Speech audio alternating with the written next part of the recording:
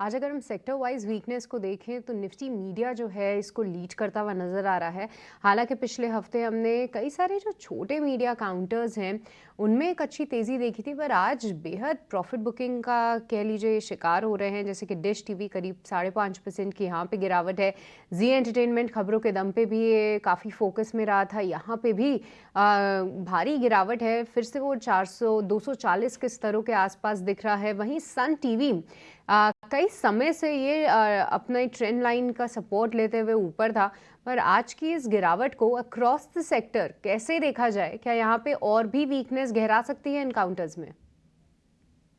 ये तो आज मीडिया स्पेस में एक बुकिंग देखने को मिल रही थी। कुछ काउंटर्स लाइक नेटवर्क 18, टीवी 18 जैसे स्टॉक्स में हमने लास्ट वीक अच्छी रैली देखी थी, वहाँ एक प्रॉपर बुकिंग आई है। सन टीवी में इतना मोमेंटम नहीं था। जी और पीवीआर जैसे स्टॉक्स वैसे भी अंडर परफॉर्म कर रहे हैं, तो यहाँ पर सिलेक्टिव अप्रोच रखना चाहिए। कुछ स्टॉक्स मुझे लगता है लाइक नेटवर्क 18, टीवी 18 जैसे स्टॉक्स, टीवी कॉप जैसे स्टॉक्स अगर गिरते हैं तो खरीदारी के मौके ढूंढना चाहिए। वहीं जी limited, Sun TV, dish TV जैसे स्टॉक से दूर रहना चाहिए। अगर हम जी लिमिटेड की बात करें तो वहाँ पे न्यूज फ्लो का है। अगर स्टॉक टेक्निकली कोई लेवल देखना चाहे तो इसका 200 दिन का मूविंग एवरेज करीबन 237 238 रुपए के आसपास आता है, तो वहां जाकर स्टॉक थोड़ा सा थम सकता है, सपोर्ट ले सकता है। अगर किसी भी अगर न्यूज के बेसिस पे कोई पॉजिटिव सरप्राइज आ जाता है तो वहां पे एक बाउंस बैक देखने को मिल सकता है। तो जी लिमिटेड में एक 237 रुपए का लेवल का ध्यान रखिए और वहां पर उसको स्टॉप लॉस मान के चल सकते हो। ठीक है, तो ये नज़रिया मीडिया स्टॉक्स पर इस वक्त आपको मिलता हुआ। चलिए बढ़ते हैं आगे। और गौरव, एक और स्टॉक पर मैं फोकस करना चाहूँगा, एनसीसी लिमिटेड। आज 1.25% की यहाँ पर गिरावट है। ज़रा बताइए आपकी राय क्या होगी? काउंटर में काफ़ी एक अच्छी हमको अपसाइड देखने मिली है। काफ़ी स्ट्रॉन्ग और काफ़ी रोबस्ट अपसाइड हमको देखने मिली है। यहाँ पे एक अच्छे मूव के बाद में थोड़ी बहुत प्रॉफिट बुकिंग आना काफ़ी एक कॉमन बात है। तो मैं समझता हूँ ये जो प्रॉफिट बुकिंग है ये एक आ सकती है टुवर्ड्स 185 186। यहाँ से 3-4% की और अपसाइड डाउनसाइड आपको देखने मिल सकती है। बट जो हिसाब से एक अर्ली ब्रेकआउट्स हमको अभी देखने मिले थे टुवर्ड्स 183 185 पे ही, काफ़ी स्ट्रॉन्ग वॉल्यूम के साथ में हुए थे। और जो अभी फॉल आपको देखने मिल रही है ये काफ़ी लो वॉल्यूम्स पे हो रही है। तो अगर आप पिछले 4-5 दिन का वॉल्यूम देखेंगे, सो फार अभी तक के ट्रेडिंग सत्र में अगर देखा जाए तो लोएस्ट वॉल्यूम्स है। तो यहाँ पे गिरावट जो है it is not backed by strong volumes, तो दर्शा रहा है कि वीकेंड्स का शेक ऑफ हो रहा है। कोई गिरावट अगर इसमें आपको देखने मिलती है टुवर्ड्स 185, इसको बाय करके चल सकते हैं। 180 का इसमें स्टॉप लॉस होगा, ऊपर में 210 रुपए के इसमें लक्ष्य होंगे। ठीक है, तो ये नज़रिया इस वक्त एनसीसी लिमिटेड पर गौरव जी का एक विस्तृत नज़रिया उन्होंने आपके सामने रखा। चलिए बढ़ते हैं आगे, एक और खास सेगमेंट की ओर बढ़ते हैं और ये है ऑप्शन का चैंपियन।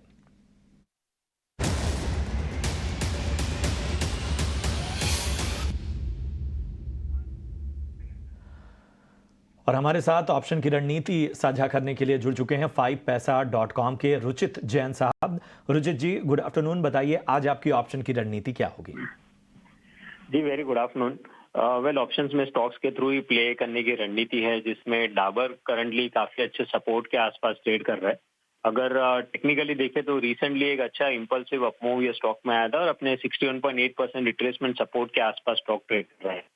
तो हालांकि ये स्टॉक में अब तक इतना मोमेंटम आया भी नहीं है, तो हमें लग रहा है कि एक अच्छा प्ले है, अच्छे सपोर्ट के आसपास प्लेस्ड है यहाँ से एक पॉजिटिव ट्रैक्शन के लिए। तो 560 का कॉल ऑप्शन जो करंटली 7 रुपए के आसपास है, वो खरीदारी की सलाह है शॉर्ट टर्म के लिए। 3 रुपए का स्टॉप लॉस रहेगा और 14 रुपए का टारगेट से ऑप्शन में रखे। 5,000 का रिस्क रहेगा और सामने लगभग 8,800 के अराउंड के प्रॉफिट पोटेंशियल ये स्टॉक में है।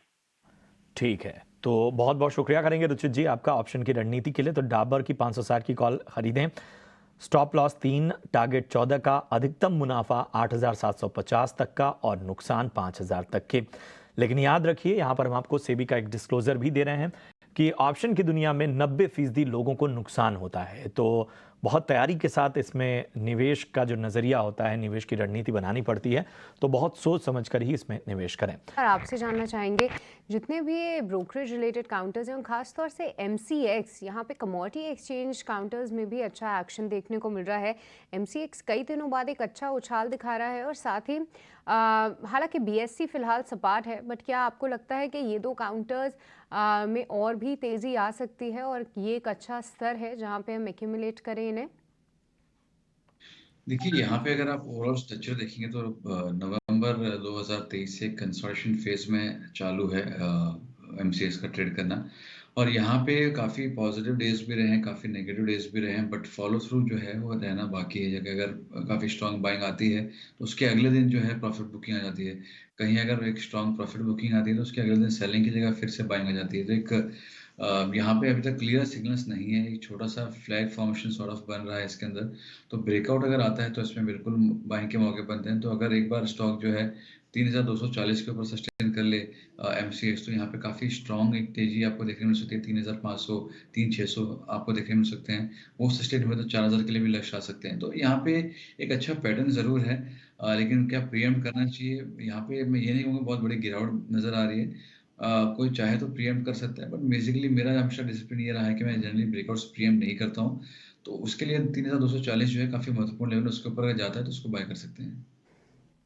ओके, तो एमसीएक्स को लेके ये नजरिया। कॉनकॉर आज हम देख रहे हैं कि 1.25% की तेजी यहां पर नजर आ रही है। संतोष, जरा कॉनकॉर पे अपना व्यू दीजिए।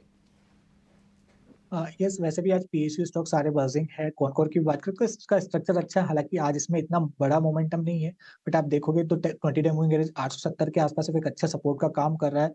ऊपर में हम देखें तो ये 915 से 920 का जो एरिया थोड़ा रेजिस्टेंस की तरह एक कर रहा है। तो ये अभी इस रेंज में है, 870 से 920 का लेवल क्रॉस करता है तो और तेजी बन सकती है। तो मेरे हिसाब से जो पोजिशनल ट्रेडर्स है बने रहना चाहिए। 870 का क्लोजिंग बेसिस पे स्टॉप लॉस रखिए। 920 के ऊपर टिकता है तो और तेजी बनेगी और स्टॉक शायद हमको 970 से 1000 रुपए तक के लेवल भी दिखा सकता है। ऑलराइट, तो कॉनकॉर को लेकर ये नज़रिया, फिलहाल जो नज़रिया है वो बुलिश ही है, बट इस बीच गौरव, एक ऑटो काउंटर जो कि तेज़ी दिखा रहा है वो है मारुति सुजुकी। पिछले डे का यानी कि फ्राइडे का इसने हाई अपना तोड़ा है और कई दिनों के बाद हम देख रहे हैं कि 10,000 के आसपास सपोर्ट लेते हुए फिर से मारुति सुजुकी तेज़ी में है और पिछले आधे पौने घंटे में ही थोड़ा सा मोमेंटम ज़रूर पकड़ा है। क्यों मैं देख रही हूँ? क्योंकि जितने भी ऑटो काउंटर्स हैं जैसे कि हीरो मोटोकॉर्प, बजाज ऑटो, इन सभी में थोड़ी प्रॉफिट बुकिंग है। टीवीएस मोटर्स भी करीब 3% नीचे है। बट क्या इस अंडर परफॉर्मर को अगर हम कह लें मारुति सुजुकी, जहाँ पे अन्य ऑटो कंपनीज के मुकाबले थोड़ी सी धीमी गति पे चाल देखने को मिली है, क्या ये एक सही मौका है इसमें पार्टिसिपेट करने का? देखिए कर सकते हैं यहाँ पे एक बार मोमेंटम थोड़ा धीमा रहेगा, लेकिन कर सकते हैं। यहाँ पे अगर ओवरऑल स्ट्रक्चर देखेंगे तो 9,900 के एक अच्छे ब्रेकआउट्स थे, उसका रीटेस्ट करके ऊपर आया है। और ये ब्रेकआउट शॉर्ट टर्म से लेके लॉन्ग टर्म के मल्टी ईयर सपोर्ट्स भी हैं। तो मुझे लगता है यहाँ पे रिस्क रिवॉर्ड फेवरेबल है। यहाँ पे अगर किसी का उम्मीद है कि मुझे बहुत तुरंत एक 10% 15% का रिटर्न मिले, वो मुझे यहाँ पे फिलहाल लग नहीं रहा है।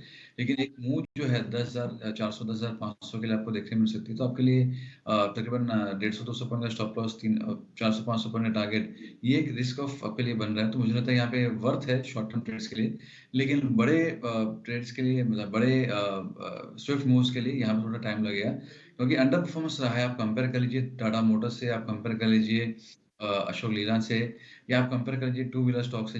एक प्रॉपर कंपैरिजन ना भी हो, but with in auto space अगर आप देख लीजिए, अंडर परफॉर्मेंस आपको देखने मिला है। तो यहाँ पे अंडर परफॉर्मेंस बरकरार रहेगा, लेकिन एक उछाल जो है यहाँ से 400 पॉइंट के वो देखने मिल सकती है।